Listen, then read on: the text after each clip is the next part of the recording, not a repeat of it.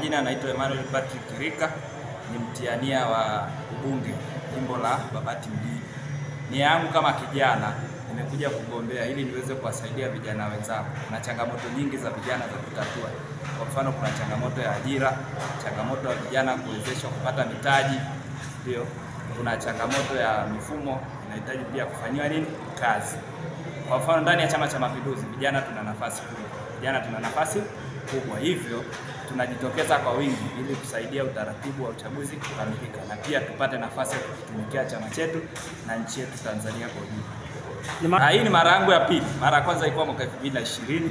Naamini kutokea kipindi kile hadi sasa nimejifunza mambo mengi katika nafasi ya ubunge na nimeona changamoto zilizopo ndani ya jimbo la Babati mjini, hivyo nimejitokeza ili kuweza kuzitatua. Kwa mfano, swala la huduma za jamii kuboresha. Kwa mfano, kuna swala la umeme, huduma za maji. Kwa mfano, bei za umeme tunahitaji kuzungumza.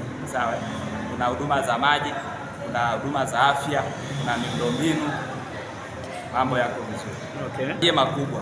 Huu ni wakati wa Babati mpya na Tanzania mpya. Asante.